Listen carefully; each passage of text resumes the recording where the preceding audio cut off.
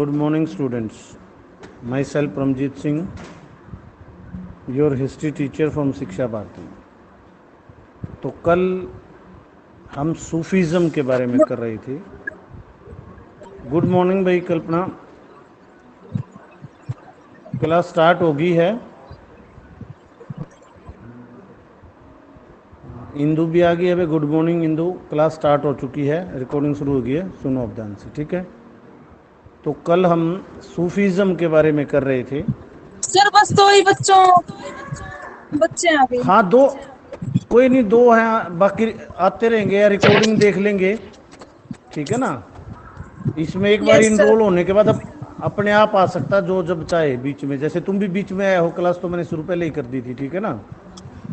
हाँ, तो सूफीज़म हमने शुरू किया था। तो सूफीज़म की डेफिनेशन थोड़ा सा हमने की थी कि भाई सूफ़ी शब्द जो है सफ़ा शब्द से बनता है, और सफ़ा का अर्थ जो है, कुछ लोग ऊन लेते हैं कि वे जो ऊनी खुरदरे वस्त्र पहनते थे, और कुछ जो सफ़ा का मतलब साफ से लेते हैं, यानी जो साफ होते हैं, जो शुद्ध होते हैं, आचरण से साफ शुद्ध होते हैं। तो ये होता है सूफीज़म या सूफ़ी। और वैसे मैंने आपको बताया था कि सूफ़ी एक प्रकार से मुसलमानों के संत होते हैं, जैसे हमारे यहाँ पर संत होते हैं ऐसे ही सूफियों में। और लेकिन हमारे संतों में और मुसलमानों के इन सूफ़ी संतों में अंतर क्या है? हमारे संत तो धार्मिक हिंदू धर्म की बुराइयों के खिलाफ बोले हैं, खुलकर बोलते हैं, लेकिन ये नहीं बोल सकते, क्योंकि मुसलमानों का ये मानना है कि कुरान में जो लिखा है वही सत्य है, वो कभी नहीं बदलता। और हमेशा सारी चीज़ें जैसे समय के साथ बदलती हैं, तो ऐसे ही सत्य भी वक्त के साथ बदलता है। पहले कुछ सत्य था, अब कुछ सत्य है।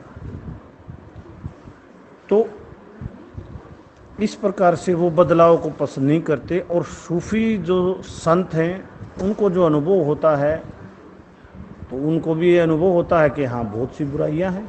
हर एक जो पुराना धर्म हो चुका है उसमें बुराइयां आ चुकी हैं, आडंबर बन चुकी हैं पुरानी चीज़ें। समय के साथ जो चीज़ नहीं बदलती वही आडंबर होती है, लेकिन वो कह नहीं सकते, क्योंकि फिर ये धर्म के खिलाफ माना जाता है। एक संत जिसका मैंने कल जिक्र किया था, मैंने कहा था, नाम भूल गया, मंसूर था उसका नाम, सूफी संत था वो मंसूर।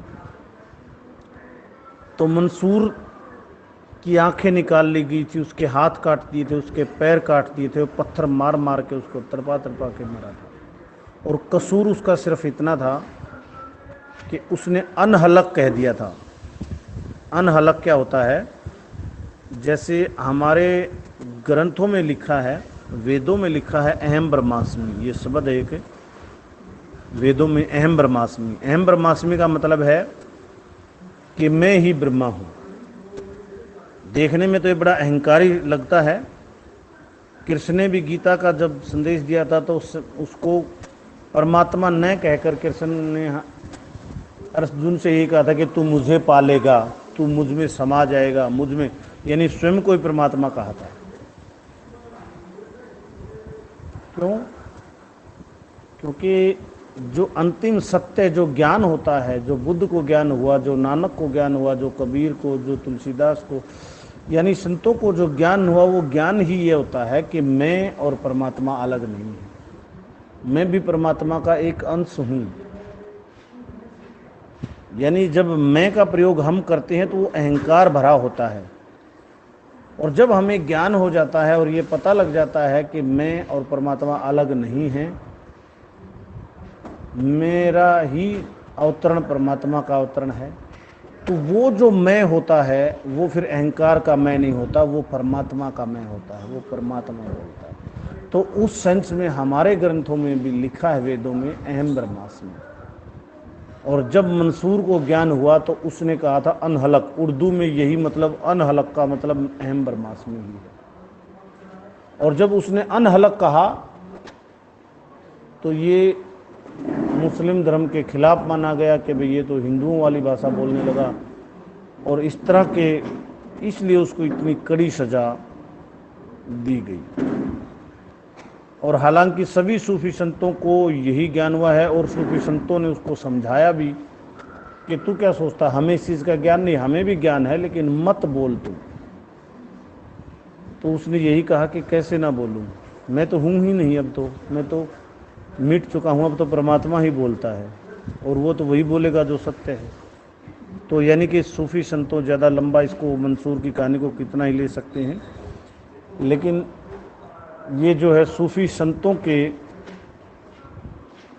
आचरण चरित्र को समझाने के लिए एक मुख्य है बात। तो अगला जो हेडिंग हम लेंगे वो है सूफियों के धार्मिक विश्वास। क्या क्या धार्मिक विश्वास थे सूफियों के, वो हम अगला हेडिंग लेंगे। तो सबसे पहला था परमात्मा एक है। उनका मानना था कि वह अद्वितीय, पदार्थ निरपेक्ष, अगोचर, अपरिमित और नानात्व से परे है, वही परम सत्य है। देखो, बड़े गहरे शब्द हैं और बड़े गहरे धार्मिक अर्थ हैं इनके। जैसे हम कह देते हैं ना कि भाई ईश्वर एक है, वो निराकार है, वो अद्वितीय है, अगोचर है, निरपेक्ष, इन सभी वर्ग का यही मतलब है कि उसका कोई और छोर नहीं है, वो पूरी सृष्टि में फैला हुआ है, कण कण में समाया हुआ है। जो हम ये शब्दों का इस्तेमाल करते हैं, कुछ कुछ ऐसा ही इनका भी अर्थ है। सूफियों का ये मानना है। आत्मा को ईश्वर का अंग मानते हैं। देखो, आत्मा को वो ईश्वर का अंग मानते हैं, यानी कि आत्मा जो है परमात्मा का एक अंग है। और ये भी थोड़ा थोड़ा उनका विचार हिंदुओं से ही मिलता है, क्योंकि मुसलमान तो आत्मा या परमात्मा को नहीं मानते। एक चीज़ और बताऊँ मैं आपको, आत्मा और परमात्मा, ये जन्म पुनर्जन्म, मतलब परमात्मा को तो सॉरी मानते हैं, आत्मा और पुनर्जन्म इसको सिर्फ हिंदू धर्म में ही मान्यता है और कोई धर्म नहीं मानता। हिंदुओं में से ही बने बौद्ध और जैन भी नहीं मानते, और बाहर के जो धर्म हैं मुसलमान, ईसाई, वो तो मानते ही हैं। वो तो एक ही जीवन मानते हैं कि यही जीवन है बस, और इस जीवन को सही तरीके से जीना, बस यही सत्य है। और उन्होंने आत्मा को माना है, लेकिन परमात्मा का एक अंग माना है, और यही हमारा धर्म कहता है। परमात्मा यानी जो आत्मा बिल्कुल शुद्ध है आचरण से और हर चीज़ से, वही परमात्मा है। फोर्थ पॉइंट है, सभी ग्रहों, नक्षत्रों व तत्वों का निर्माण परमात्मा की कृपा से हुआ है। देखो, सूफियों का मानना है कि सभी ग्रह नक्षत्रों का निर्माण परमात्मा की कृपा से हुआ है। लेकिन मेरे यदि शब्दों में समझो तो इसको ऐसे समझ सकते हो कि ये सारे ग्रह नक्षत्र, जब हम कहते हैं ना कण कण में परमात्मा समाया है, तो इनमें भी परमात्मा समाया। ये सब ही परमात्मा का ही एक रूप है, परमात्मा के ही एक अंग हैं, ये पार्ट हैं। तो कैसे समझ लीजिए, वैसे साधारण शब्दों में हम यही कहते हैं कि इन सब को परमात्मा ने बनाया, इस सृष्टि की रचना परमात्मा ने की है। फिफ्थ है, मनुष्य परमात्मा के सभी गुणों को अभिव्यक्त करता है। यानी कि एक प्रकार से ये है कि भी मनुष्य में वो सारे गुण हैं जो परमात्मा में हैं। यानी जैसे हमें कह देते हैं ना, जैसे ग्लोब पृथ्वी का शुद्ध मॉडल है, ऐसे ही मनुष्य जो परमात्मा का शुद्ध मॉडल है। और ओशो इसके बारे में पता क्या कहते हैं? ओशो कहते हैं कि भाई, ओशो का भी यही मानना है कि ऐसा कोई परमात्मा नहीं है जो हम ये कहते हैं ऊपर बैठा है और आशीर्वाद देगा, और ये हमने तस्वीर बना दी, कोई गणेश की, कोई कहें की, कोई कहें की नहीं। ऐसा कोई परमात्मा नहीं, हमारी आत्मा ही परमात्मा है। लेकिन हमने बनाया है तो हम अपने जैसा ही बनाएंगे। वो कहते हैं कि यदि बंदरों को ज्ञान होता और बंदर परमात्मा बनाते तो वो बंदर बनाते, आदमी थोड़ा बनाते। भालुओं को ज्ञान होता तो वो भालू बनाते। अफ्रीका वालों का ज्ञान होता, अफ्रीका वालों को होता, हबसियों को, तो वो कड़े कड़े मोटे मोटे उठा वाले बनाते। हमने बनाया है इसलिए हमने हमारे जैसा बना दिया। तो चलो, मनुष्य जो है परमात्मा के सभी गुणों को अभिव्यक्त करता है, यानी श्रेष्ठ कृति है मनुष्य परमात्मा की। परमात्मा ने अपने जैसा मानव को बनाया है। और गुरु की महत्ता पर बल। देखो, ये तो सभी संतों ने कहा है भाई, गुरु की महत्ता पर तो जितना कहा जाए वो कम है। गुरु का महत्व मैं आपको आज इतना बताता हूँ कि परमात्मा कहीं हमसे दूर नहीं है, बिल्कुल हमारे पास है, इतना पास है, लेकिन हम पहचान नहीं पाते हैं। ये गुरु का ही वो है कि वो हमें बताता है कि ये है परमात्मा, देख हमेशा तेरी उंगली थामे हुए है, तेरा हाथ पकड़े हुए है, तेरे साथ चलता है, ये परमात्मा है। लेकिन जब तक गुरु नहीं होता हमें पता ही नहीं लगता, और जब गुरु बताता है तो हमें बड़ा धोखा, रे इतना जीवन गुजार दिया और परमात्मा हमारे साथ था, पल पल साथ था, हमारे अंदर था, हमने पहचाना ही नहीं। लेकिन वो सिर्फ गुरु ही बता सकता है। तो इसलिए गुरु की महत्ता पर बल दिया गया है। और सातवां और अंतिम है सूफियों का, प्रेम परमात्मा को पाने का सर्वश्रेष्ठ साधन है। और ये प्रेम का भी जो है हर संत ने कहा है,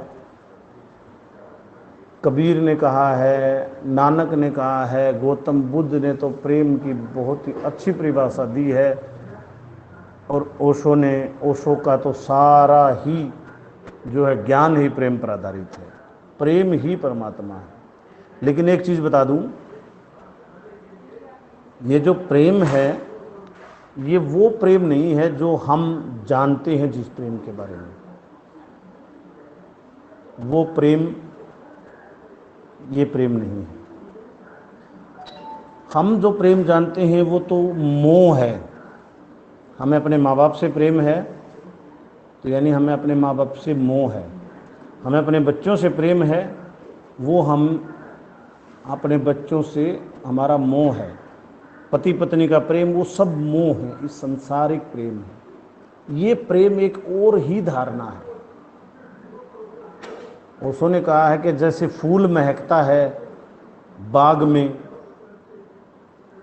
तो वो ये नहीं देखता कि मेरी खुशबू किस किस को छुएगी, जो भी वहाँ से गुजरेगा वही खुशबू से भर जाएगा। जब सूर्य सुबह निकलता है तो वो सबको रोशनी देता है, वो ये नहीं देखता कि मेरी रोशनी, ये मेरा बच्चा है मैं इसको दूं। तो हमारा प्रेम तो अपने ही बच्चों पर है ना। लेकिन जब हमारे हृदय में प्रेम ऐसे फूटेगा कि वो कोई भी सीमा नहीं बचेगी, हम ही प्रेम हो जाएंगे, प्रेम के सिवा हमारे पास देने को कुछ नहीं होगा, तो वो प्रेम, तब हम परमात्मा हो जाएंगे। ठीक है ना। तो ये आज वैसे सूफी का ये टॉपिक मैं पूरा करना चाहता था, इसके दो छोटे छोटे हेडिंग और बचते हैं लेकिन समय ज़्यादा हो गया, तो आज ये प्रेम का ही मैं एक और उदाहरण आपको देता हूँ, फिर ये आज मैं समाप्त करता हूँ। एक और उदाहरण प्रेम का।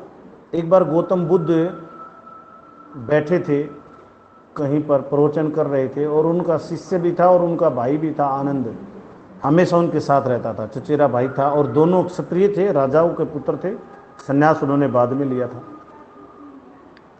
तो सब सहमत नहीं होते हैं, संतों के विरोधी भी बहुत होते हैं। एक व्यक्ति आया और उसने गौतम बुद्ध के मुंह पर थूक दिया। गौतम बुद्ध ने कहा